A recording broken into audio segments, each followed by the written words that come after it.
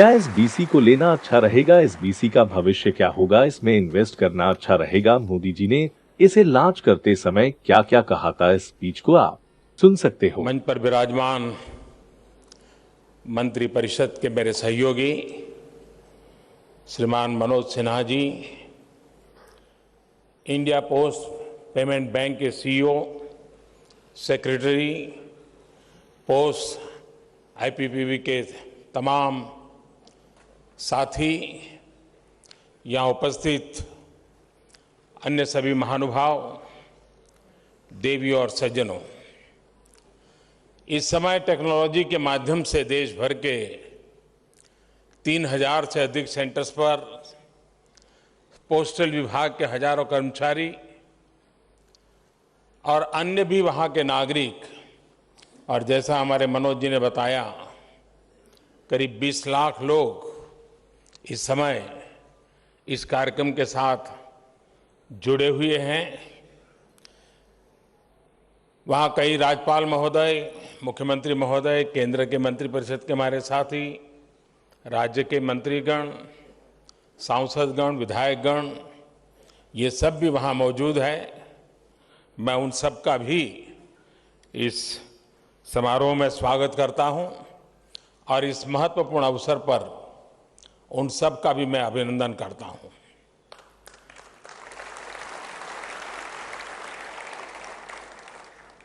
हमारे मंत्री श्रीमान मनोज सिन्हा जी आईआईटीएन है और आईआईटी में पढ़े लिखे होने के कारण वो स्वभाव से हर चीज में टेक्नोलॉजी जोड़ देते हैं और इसलिए ये समारोह भी टेक्नोलॉजी से भरपूर है, साथ साथ ये इनिशिएटिव भी टेक्नोलॉजी वाला है। और मनोज जी ने व्यक्तिगत रुचि लेकर के इस काम को आगे बढ़ाया। उनका अपना टेक्नोलॉजी का बैकग्राउंड होने के कारण बहुत ही उत्तम प्रकार के उनके इनपुट्स मिले और उसका नतीजा है कि आज देश को एक बहुत बड़ा नजराना मिल रहा है। और आज 1 सितंबर देश के इतिहास में एक नई और अभूतपूर्व व्यवस्था की शुरुआत होने के नाते याद किया जाएगा।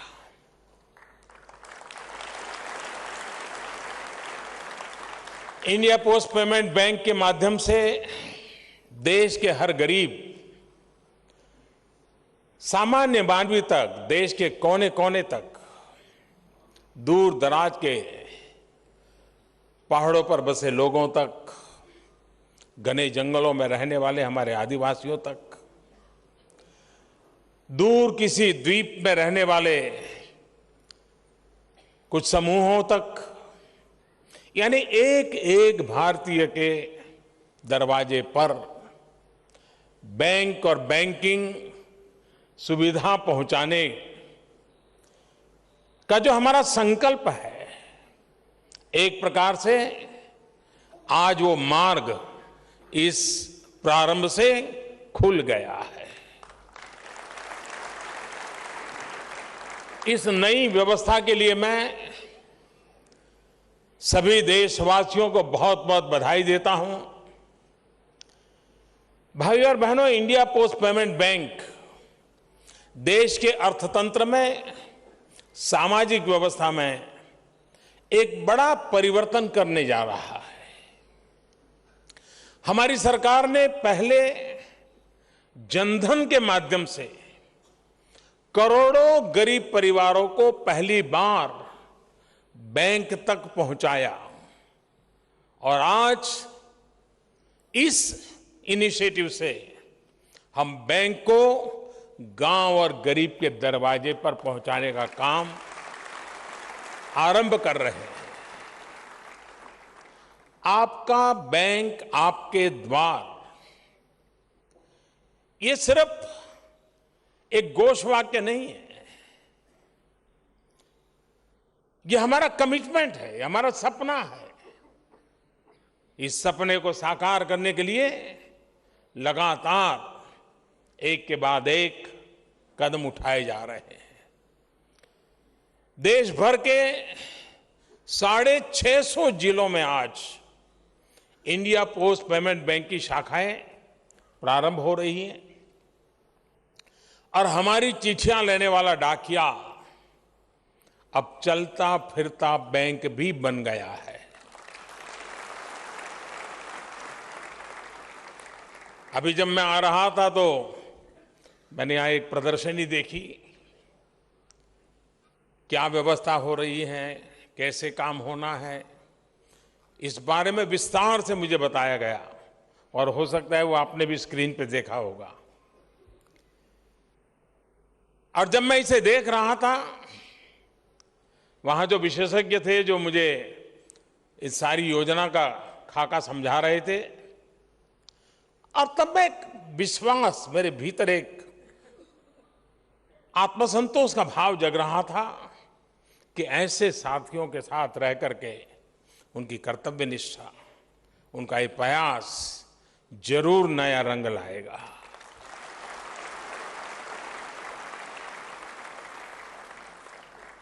और मुझे याद है कि एक जमाना था, और डाकिये के संबंध में मैं समझता हूं हमारे यहां बहुत सारी बातें कही जाती हैं। सरकारों के प्रति विश्वास कभी डगमगाया होगा, लेकिन डाकिये के प्रति कभी विश्वास नहीं था।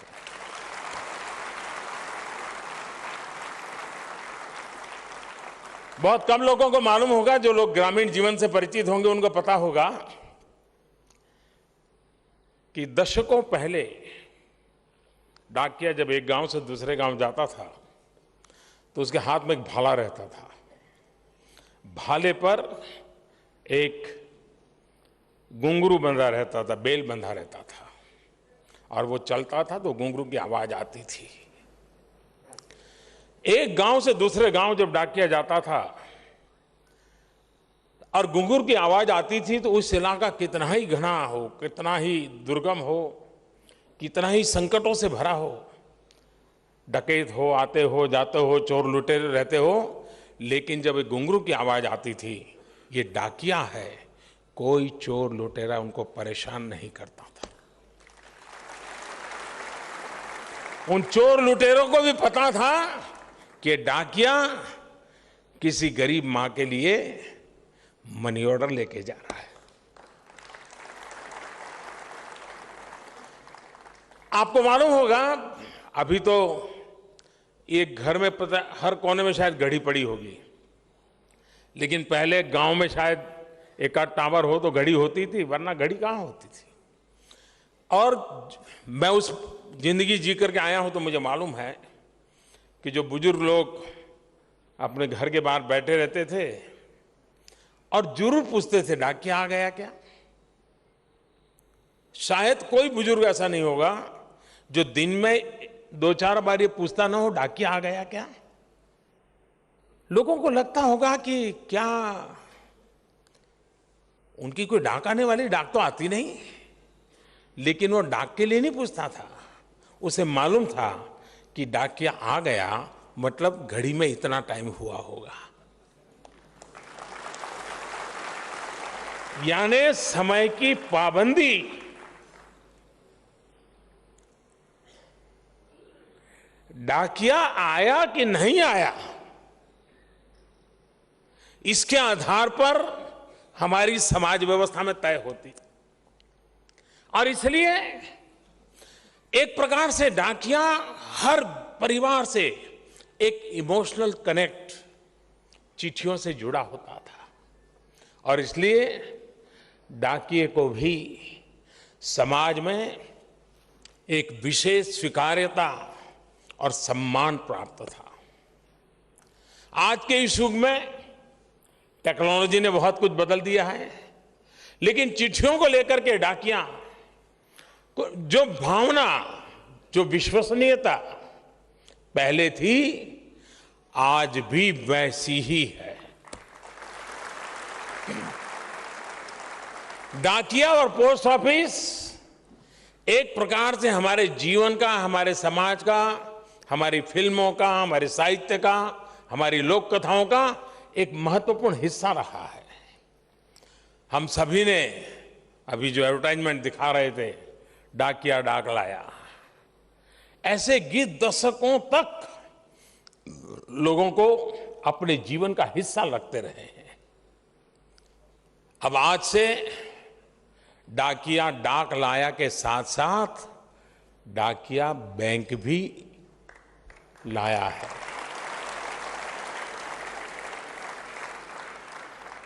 दशकों पहले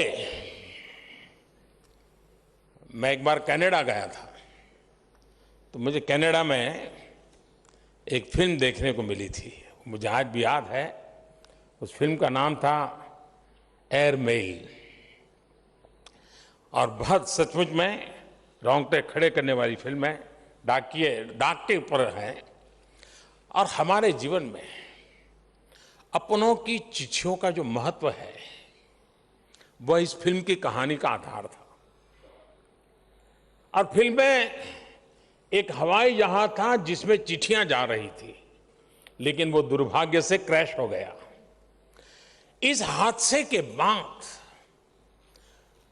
जो हवाई जहाज क्रैश हुआ था उसमें जो चिट्ठियां थी उसको बटोर करके उन लोगों तक पहुंचाने की पूरी कथा उस मूवी में है। किस प्रकार से उन चिट्ठियों का जतन किया गया था, और ऐसे जैसे किसी व्यक्ति के जीवन को बचाने के लिए कोशिश हो रही है, वैसी कोशिश डाकिये उस चिट्ठियों को बचाने के लिए कर रहे थे। हो सकता है शायद आज भी YouTube पर ये मूवी हो तो जरूर आप देखिएगा। और उन पत्रों में कितनों का दुलार था, संदेश था, चिंता थी, शिकायतें थी। चिट्ठियों में आत्मीयता ही उसकी आत्मा होता है। आज भी मुझे सैकड़ों की संख्या में हर रोज चिट्ठियां मिलती हैं। पोस्ट विभाग का भी काम बढ़ गया है मैं जब से आया हूं।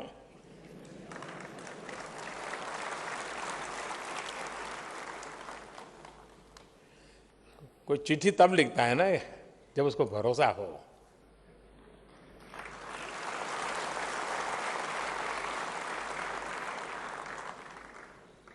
और मेरा जो मन की बात का कार्यक्रम होता है उसको लेकर के भी हर महीने हजारों चिट्ठियां आती है।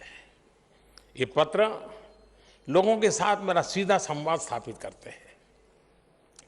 जब वो चिट्ठियां पढ़ता हूं तो लगता है कि लिखने वाला सामने ही है, अपनी बात सीधे मुझसे कह रहा है।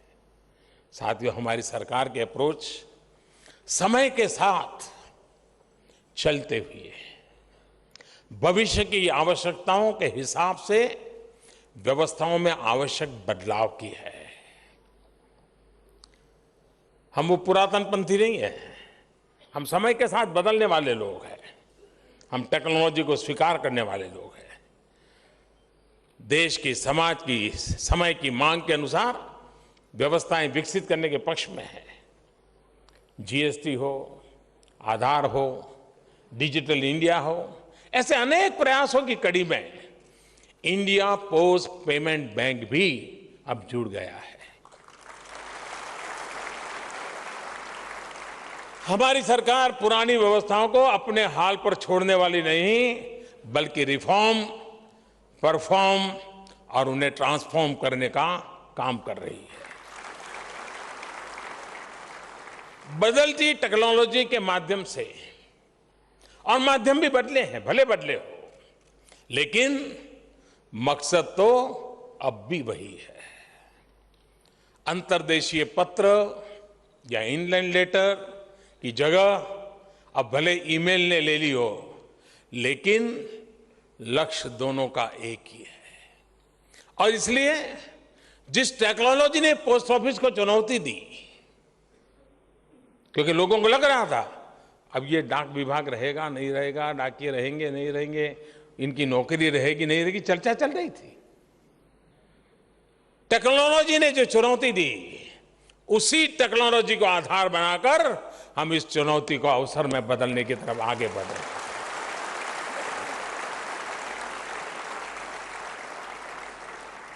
भारतीय डाक विभाग देश की वो व्यवस्था है जिसके पास 1.5 लाख से अधिक डाकघर है। इनमें से भी 1.25 लाख से अधिक सिर्फ गांव में ही है। 3 लाख से अधिक पोस्टमैन और ग्रामीण डाक सेवक देश के जन जन से जुड़े हुए हैं।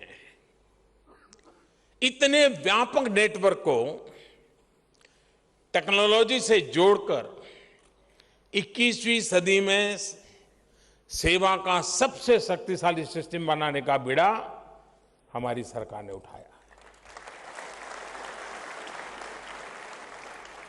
अब डाकिये के हाथ में स्मार्टफोन है और उसके थैले में, उसकी बैग में एक डिजिटल डिवाइस भी है। साथियों, एकता, समानता, समावेश, सेवा और विश्वास का प्रतीक ये पोस्ट पेमेंट बैंक अब देश की बैंकिंग व्यवस्था को ही नहीं बल्कि डिजिटल लेन देन की व्यवस्था को भी विस्तार देने की ताकत रखता है। आईपीपीबी में बचत खाते के साथ साथ छोटे से छोटा व्यापारी अपना काम चलाने के लिए चालू खाता भी खोल सकता है। यूपी और बिहार का जो कामगार मुंबई या बेंगलुरु में काम कर रहा है वो आसानी से पैसा अपने परिवार को भेज पाएगा। दूसरे बैंक खातों में पैसा भी वो ट्रांसफर कर सकता है। सरकारी सहायता का पैसा, मनरेगा की मजदूरी के लिए भी इस खाते का उपयोग वो आसानी से कर सकता है। बिजली और फोन के बिल जमा करने के लिए भी उसे कहीं और जाने की जरूरत नहीं पड़ेगी। इतना ही नहीं, दूसरे बैंकों या वित्तीय संस्थानों के साथ साझेदारी कर पोस्ट पेमेंट बैंक ऋण भी दे पाएगा। निवेश और बीमा जैसी सेवाएं भी अपने ग्राहकों को पहुंचाएगा। सबसे अहम बात यह है कि ये सभी सेवाएं बैंक के काउंटर के अतिरिक्त घर आकर डाकिये देने वाले हैं।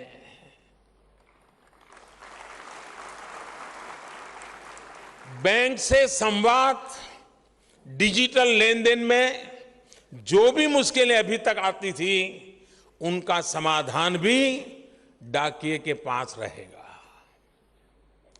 आपने कितने पैसे जमा किए थे, आपको कितना ब्याज मिला, कितने पैसे आपके खाते में बचे हैं, ये सब अब घर बैठे बैठे डाकिया बता देगा। ये सिर्फ एक बैंक नहीं बल्कि गांव, गरीब, मध्यम वर्ग का विश्वस्त सहयोगी सिद्ध होने वाला है। अब आपको अपना खाता, अपने खाते का नंबर याद रखने की, किसी को पासवर्ड बताने की भी जरूरत नहीं है। ग्रामीण परिस्थितियों को देखते हुए इस बैंक की सारी प्रक्रिया को बहुत ही आसान बनाया गया है।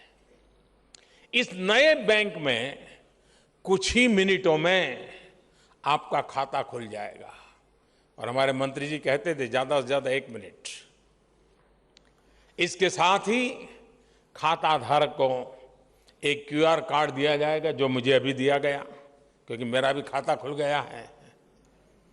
जो खाता नहीं है वो भी खाता तो रखता है।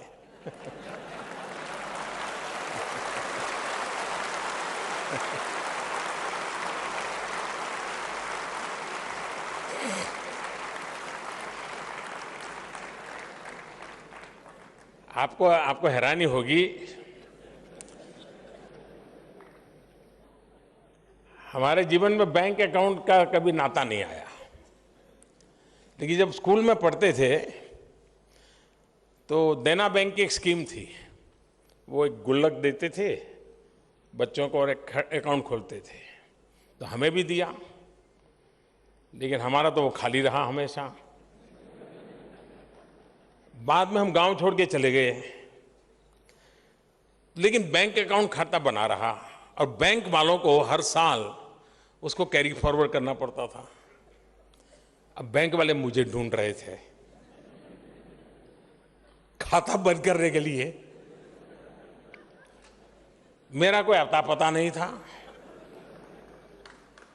करीब 32 साल के बाद उनको पता चला कि मैं कहीं आया हूं, तो बैंक वाले वहां बेचारे आए, बोले भाई सिग्नेचर कर दो, अभी तुम्हारा खाता बंद करना है।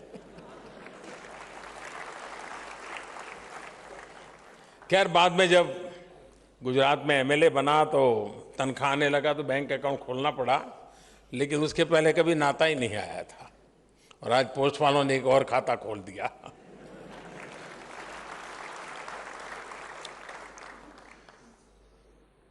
देखिए, डाकिया सिर्फ डाक पहुंचाता था ऐसा नहीं। जो परिवार पढ़े लिखे नहीं होते थे तो डाकिया बैठ करके डाक खोल करके पूरी पढ़ाई सुना करके जाता था। फिर वो बूढ़ी माँ कहती थी कि बेटा, बेटे को जवाब लिखना है तो कल तुम एक पोस्ट कार्ड ले आना और मैं जवाब बताऊंगी। तो दूसरे दिन वो डाकिया पोस्ट कार्ड भी लेके आता था और वो माँ लिखवाती थी, वो लिख देता था और पहुंच जाता था। यानी कैसी आत्मीय व्यवस्था। वही टेक्नोलॉजी का काम मेरा डाकिया फिर से एक बार करेगा।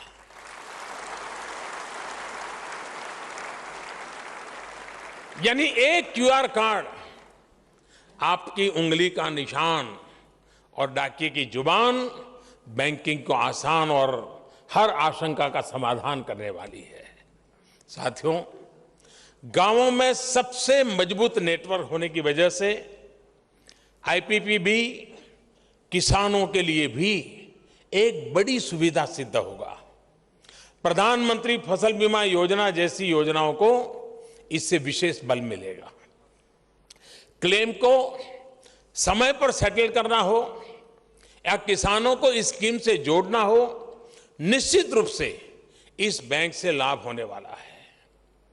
पोस्ट पेमेंट बैंक के बाद अब योजनाओं की क्लेम राशि भी घर बैठे ही मिला करेगी। इसके अलावा ये बैंक सुकन्या समृद्धि योजना के तहत बेटियों के नाम पर पैसा बचाने की मुहिम को भी गति देगा। भाइयों और बहनों, हमारी सरकार देश के बैंकों को गरीब के दरवाजे पर लेकर आ गई है। वरना 4-5 साल पहले तक तो ऐसी स्थिति थी और ऐसी स्थिति बना दी गई थी कि बैंकों का अधिकांश पैसा सिर्फ उन्हीं इन्हें गिने लोगों के लिए रिजर्व रख दिया गया था जो किसी एक परिवार के करीबी हुआ करते थे।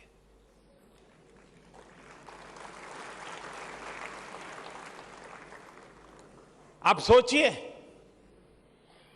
आजादी के बाद से लेकर 2008 तक, यानी 1947 से 2008 तक, और देश भर के 20 लाख लोग सुन रहे हैं, सुनकर के चौंक जाएंगे। 1947 से 2008 तक हमारे देश की सभी बैंकों ने कुल मिलाकर के 18 लाख करोड़ रुपए की राशि ही लोन के तौर पर दी थी। 18 लाख करोड़, इतने सारे कालखंड में। लेकिन 2008 के बाद सिर्फ 6 साल में, यानी 60 साल में क्या हुआ और 6 साल में क्या हुआ? 60 साल में 18 लाख करोड़ और 6 साल में ये राशि बढ़कर 52 लाख करोड़ रुपए हो गई। ले जाओ,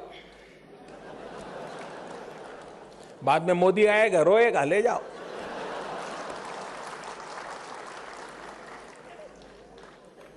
यानी जितना लोन देश के बैंकों ने आजादी के बाद दिया था, उसका लगभग 2 गुना लोन पिछली सरकार के 6 साल में।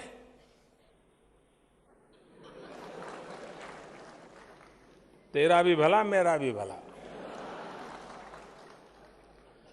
और ये लोन मिलता कैसे था? हमारे देश में ये टेक्नोलॉजी तो अब आई, लेकिन उस समय एक स्पेशल परंपरा चल रही थी फोन बैंकिंग की। और इस फोन बैंकिंग का प्रसार उतना हुआ था, अनेक नामदार अगर फोन कर दें तो बैंकिंग और फोन पर कर्ज देने वाले बेड़ा पार लोन मिल ही जाता था। जिस भी बड़े धनी धन्ना सेठ को लोन चाहिए होता था, वो नामदारों से बैंक में फोन करवा देता था। बैंक वाले फिर उस व्यक्ति या उस कंपनी को झट से अरबों खरबों रुपयों का कर्ज दे देते थे। सारे नियम, सारे कायदा कानून से ऊपर था उन नामदारों का टेलीफोन। कांग्रेस और उसके नामदारों की फोन बैंकिंग ने देश को बहुत नुकसान पहुंचाया। अब सवाल यह भी उठता है कि बैंकों ने इस तरह की फोन बैंकिंग से मना क्यों नहीं किया? साथियों, आपको ये पता है कि उस समय बैंकों में नामदारों के आशीर्वाद से ही अधिकांश लोगों की नियुक्ति होती थी। नामदारों के प्रभाव की वजह से ही बैंक के बड़े बड़े दिग्गज भी लोन देने से मना नहीं कर पाते थे। 6 साल में लगभग 2 गुना लोन देने के पीछे यही सबसे बड़ी वजह थी। बैंकों ने ये जानते हुए भी कि उनके द्वारा दिए गए लोन की वापसी मुश्किल होगी, बस कुछ विशेष लोगों को लोन देना ही पड़ेगा, पता है नहीं आएगा दो। इतना ही नहीं, जब ऐसे लोग कर्ज चुकाने में डिफॉल्ट करने लगे तो बैंकों पर फिर से दबाव आया, उन्हें नए लोन दीजिए। और ये गोरखधंधा, ये चक्र लोन की रिस्ट्रक्चरिंग के नाम पर हुआ। यानी एक बार लोन ले लिया, फिर जहां पहुंचाना था पहुंचा दिया, अब उसको फिर से वो मांग रहा है तो कहते दूसरा दो तो मैं देता हूं, वो देता है, ये देता है, ये देता है, ये देता है। वही चक्र चलता था।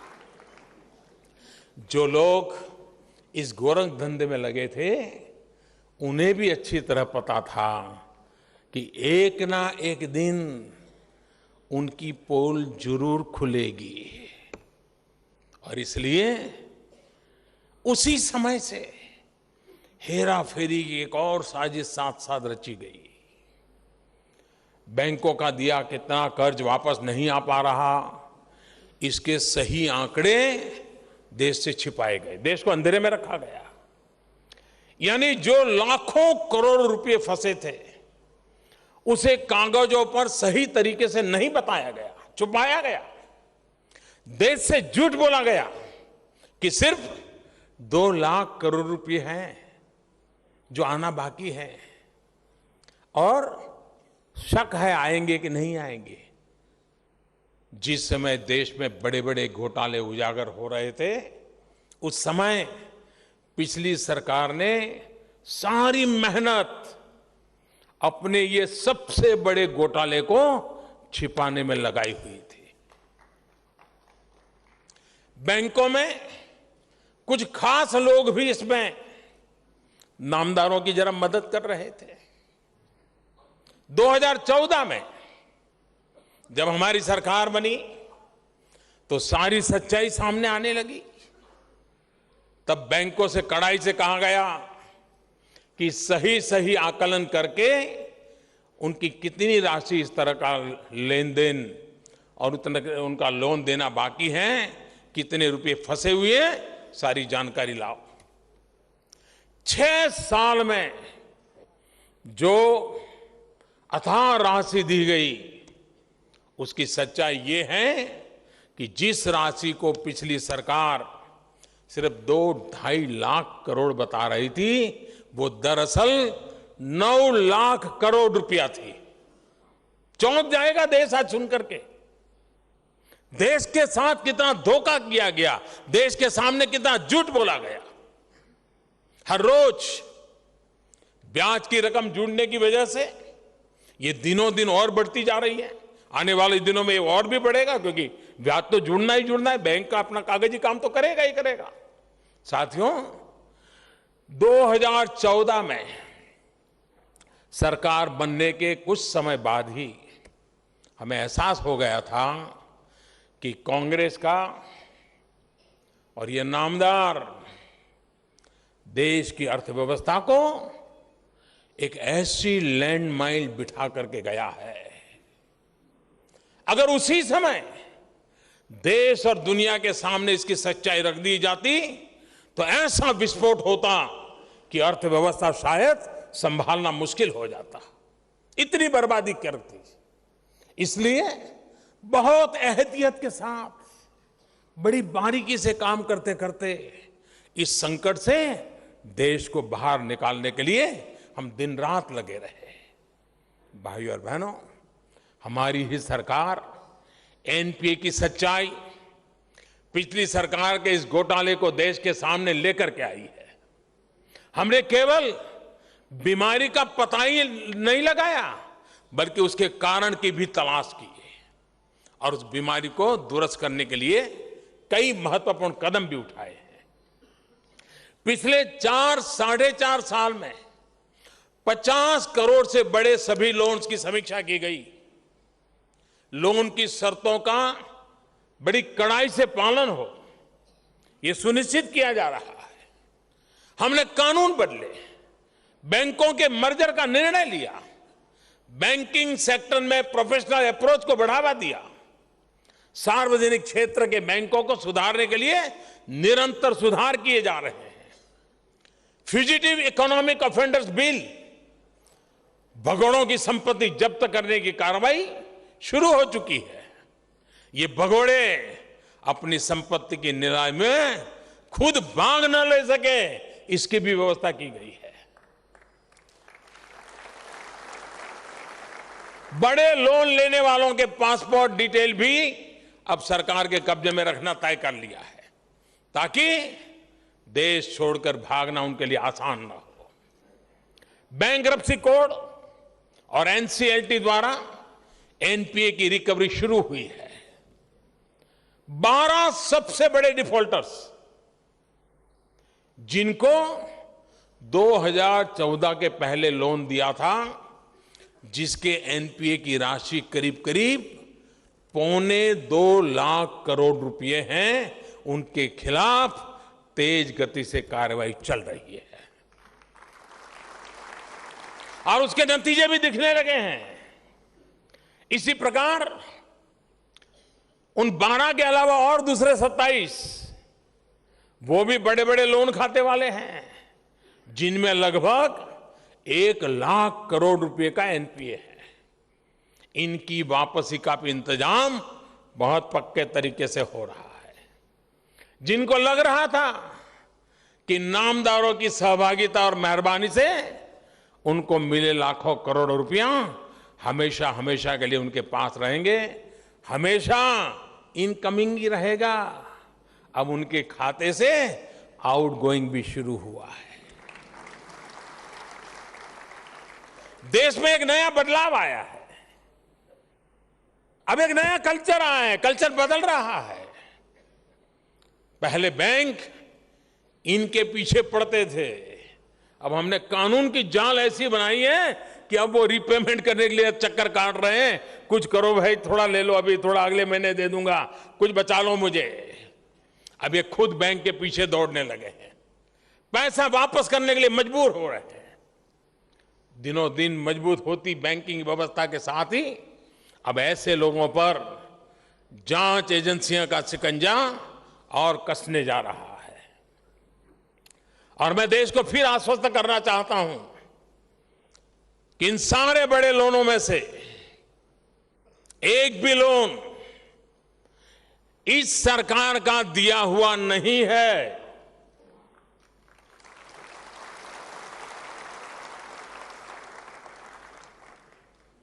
हमने तो आने के बाद बैंकों की दिशा और दशा दोनों में निरंतर बदलाव किया है और आज का ये आयोजन भी उसी का एक महत्वपूर्ण कदम है। पहले नामदारों के आशीर्वाद से बड़े लोगों को ही कर्ज मिलता था, अब देश के गरीब को बैंक से कर्ज मिलना हमारे डाकिये के हाथ में आ गया है।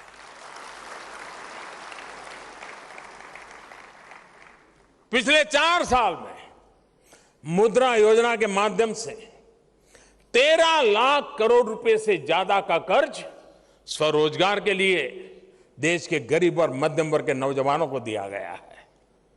32 करोड़ से ज्यादा गरीबों के जनधन अकाउंट खोले गए हैं। 21 करोड़ से ज्यादा गरीबों को सिर्फ 1 रुपया, महीने का 1 रुपया और 90 पैसे प्रतिदिन के प्रीमियम पर बीमा और पेंशन का सुरक्षा कवच भी देने का काम हमारी सरकार ने किया है। भाइयों और बहनों, देश की अर्थव्यवस्था को जिस लैंडमाइन पर नामदारों ने बिठाया था, उस लैंडमाइन को हमारी सरकार ने निष्क्रिय कर दिया है। देश आज एक नए आत्मविश्वास से भरा हुआ है। एक तरफ इस एशियन गेम्स में भारत ने अपनी बेस्ट एवर परफॉर्मेंस दिखाई, हमारे खिलाड़ियों ने, तो दूसरी तरफ कल देश को अर्थव्यवस्था के आंकड़ों से भी एक नया मेडल मिला है। जो आंकड़े आए हैं वो देश की मजबूत होती अर्थव्यवस्था और उसमें आते आत्मविश्वास के प्रमाण है। 8.2% की दर से हो रहा विकास भारत की अर्थव्यवस्था की बढ़ती हुई ताकत को दिखाता है, एक नए भारत की उज्जवल तस्वीर को सामने लाता है। ये आंकड़े न सिर्फ अच्छे हैं, बल्कि सभी जो एक्सपर्ट लोग हैं अनुमान लगाते थे उससे भी ज्यादा अधिक है। जब देश सही दिशा में चलता है और नीयत साफ होती है तो ऐसे ही सकारात्मक परिणाम देखने को मिलते हैं। साथियों, ये मुमकिन हुआ है 125 करोड़ देशवासियों की मेहनत से, लगन और कमिटमेंट के कारण। हमारे युवाओं, हमारी महिलाएं, हमारे किसान, हमारे उद्यमी, हमारे मजदूर, ये हम सबका, उन सबके पुरुषार्थ का परिणाम है कि देश आज तेज गति से आगे बढ़ रहा है। आज भारत न केवल विश्व की सबसे तेज बढ़ने वाली अर्थव्यवस्था है, बल्कि सबसे तेजी से गरीबी मिटाने वाला देश भी बना है। जीडीपी के आंकड़े गवाह है कि नया भारत अपने सामर्थ्य के बूते 125 करोड़ भारतीयों के संघर्ष और समर्पण के दम पर आगे बढ़ रहा है। मैं देश को फिर कहना चाहूंगा कि बैंकों का जितना भी पैसा नामदारों ने फंसाया था, उसका 1-1 रुपया वापस लिया करके ही रहने वाले हैं। उससे देश के गरीब से गरीब व्यक्ति को सशक्त करने का काम किया जाएगा। इंडिया पोस्ट पेमेंट बैंक भी इसमें बहुत अहम भूमिका निभाएगा। आईपीपीबी और पोस्ट ऑफिस के माध्यम से बैंकिंग, बीमा, सामाजिक सुरक्षा की योजनाएं, डायरेक्ट बेनिफिट ट्रांसफर, आधार सेवा, पासपोर्ट सेवा, ऑनलाइन शॉपिंग जैसी अनेक सुविधाएं गांव-गांव, घर-घर तक और प्रभावी तरीके से पहुंचने वाली है। यानी सबका साथ, सबका विकास के रास्ते को हमारा डाकिया इंडिया पोस्ट पेमेंट बैंक और सशक्त करने के लिए अब एक नए रूप में देश के सामने प्रस्तुत हो रहा है। मुझे खुशी है कि इस विराट मिशन को गांव गांव, घर घर तक, किसान तक, छोटे व्यापारियों तक पहुंचाने के लिए देश के 3 लाख डाक सेवक कटिबद्ध होकर के तैयार है। डाक सेवक लोगों को डिजिटल लेन देन में न सिर्फ सहयोग करेंगे बल्कि उन्हें ट्रेनिंग भी देंगे ताकि भविष्य में वो अपने फोन से खुद बैंकिंग और डिजिटल ट्रांजैक्शन कर सके।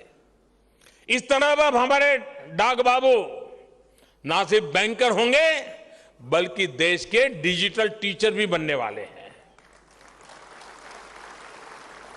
देश की सेवा करने वालों की इस भूमिका को देखते हुए बीते महीनों में सरकार ने भी कई अहम फैसले लिए हैं। सरकार ने जुलाई में ही ग्रामीण डाक सेवकों के वेतन और भत्तों से जुड़ी पुरानी मांग को पूरा किया है। इसका लाभ देश के 2.5 लाख से ज्यादा ग्रामीण डाक सेवकों को मिलना सुनिश्चित हुआ है।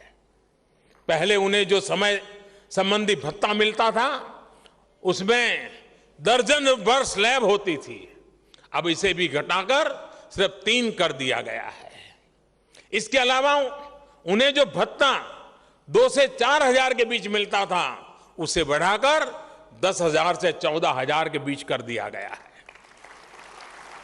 वो जिस मुश्किल परिस्थिति में काम करते हैं उसे देखते हुए एक नए भत्ते की भी शुरुआत की गई है। जो महिला ग्राम डाक सेवक है उन्हें पूरे वेतन के साथ 180 दिन यानी 6 महीने के मातृत्व अवकाश की भी व्यवस्था की गई है। सरकार के प्रयासों की वजह से ग्रामीण डाक सेवकों के वेतन में औसतन 50% से ज्यादा की वृद्धि हुई है। मुझे बताया गया है कि डाक सेवकों के रिक्त पदों में भर्ती के लिए ऑनलाइन भर्ती प्रक्रिया भी शुरू की जा चुकी है। ये फैसले इंडिया पोस्ट पेमेंट बैंक के हमारे सबसे मजबूत प्रतिनिधि को और मजबूत करने में सहायक सिद्ध होंगे।